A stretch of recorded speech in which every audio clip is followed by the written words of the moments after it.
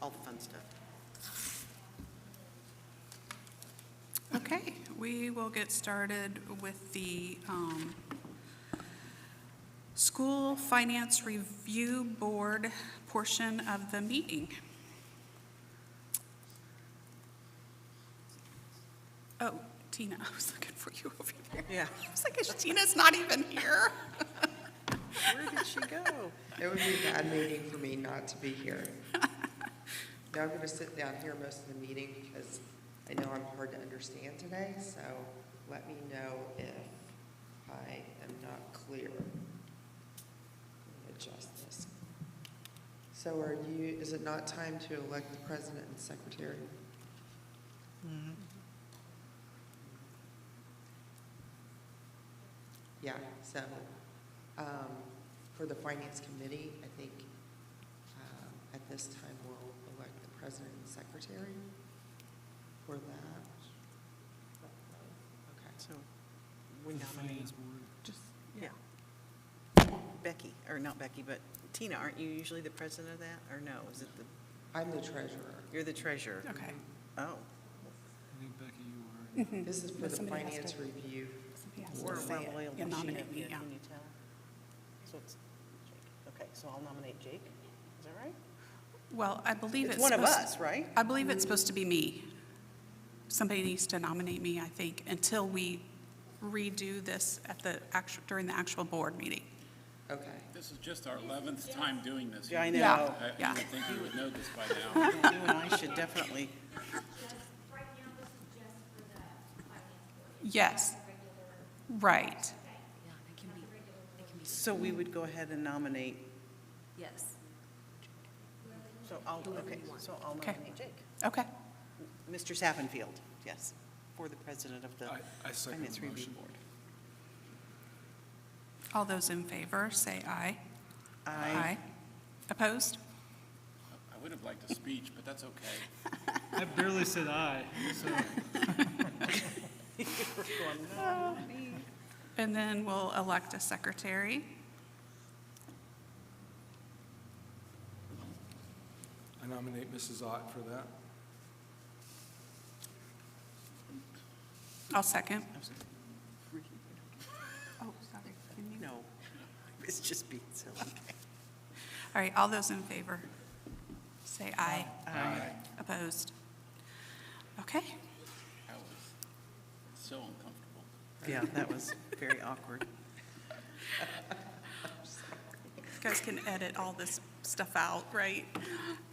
I'll just start talking about my numbers and then it won't be awkward anymore, right?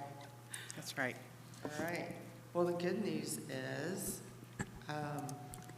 interest rates have gone up, so our investment income has also gone up with that.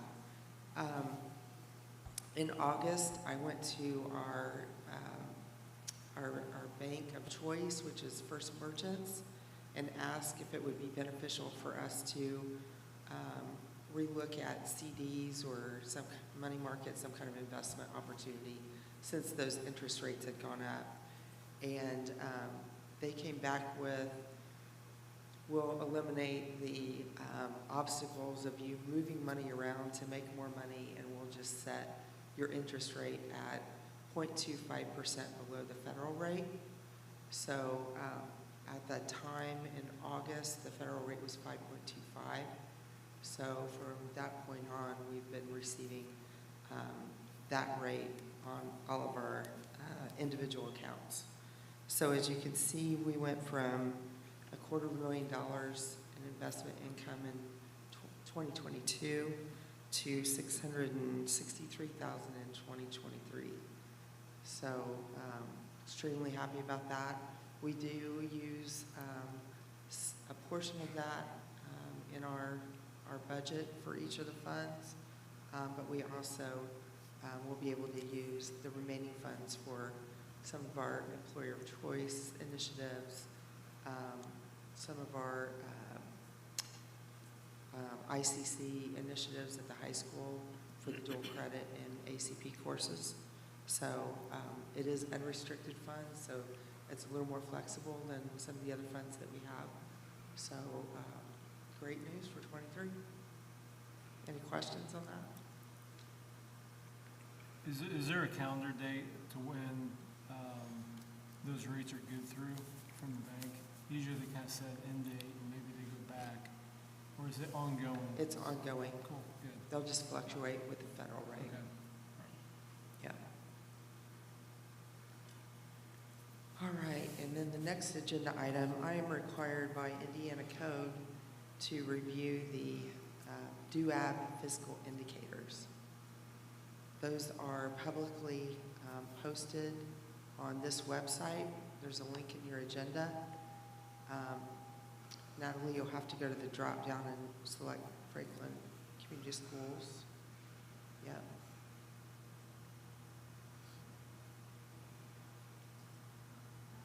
No, not Frankfurt.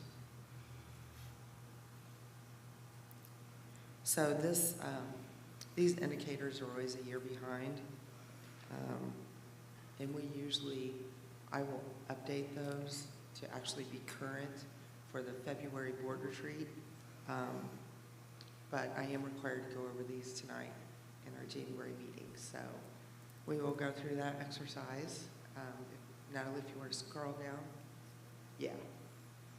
So these are the results of our 22-23 school year ADM. Our fall count for that time period was 4,872. And then it dropped to 4,803. If you toggle on the actual graphs, there you go. It shows the numbers. So between fall and spring, we lost 69 students. A lot of those are the result of December grads. And that was a little higher than normal. We usually see about a 50 student decrease between those terms. All right, next graph. This graph shows our fund balances in each of the funds that we have. Just for comparison purposes, between the total for 2021 was about $23 million, just a little over that. And then in 2022, the total was 22.2 million, so a decrease of about 840,000. Each of those funds fluctuate in one way or the other. The main reason for the decrease would be we purposely spent down those debt service funds, so that makes up the majority of the decrease. The capital line item at the top are the GEO bonds that we acquired in 2021, because you don't normally see that capital project line item anymore. Local funds are the textbook, lunch accounts, Cub Academy, things like that. And then you've got federal and state grants as well. Any questions on that graph? All right, the next one shows our annual deficit or surplus each year. So in 2021, we had total revenue of $83.6 million, and then a total expenditure of $77 million. Then on the 22 side, you can see that our revenue stayed pretty close to the same at $77.8 million. And then our expenditures increased to $78.6 million. So between those 2 years, you're seeing a 2% increase in revenue and a 13% increase in expenses. So I'm sure you're wondering why such an increase in expenses, as I did. We have ESSER 2 and 3 in those expenditure line items during this time period. ESSER 2 was around 2.7 million. ESSER 3 is about 4.6 million. So that's money we don't normally have in those accounts. So that's why it increased at such a high rate. All right, the next slide is fund balances as a percent of expenditures. So in 2021, we're at 31.2%. In 2022, we dropped to 28.2%. This particular metric is strictly an ed operating referendum and rainy day fund. So we are purposely spending down that referendum fund. So as we do that, you're going to see a small decrease each year. The next slide shows revenue by type. I would say that the takeaway from this one is that top section of federal stimulus revenue will go away eventually.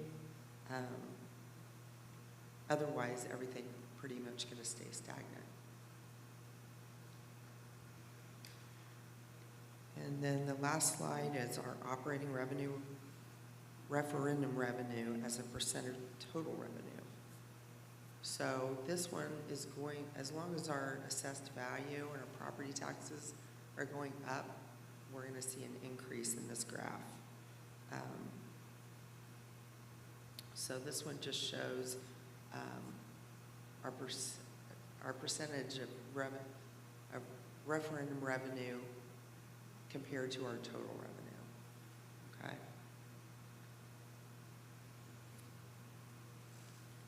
Can I answer any questions for you? I apologize that we have to review one-year-old data. I will offer you more up-to-date data next month at our board retreat. Thank you. Thank you.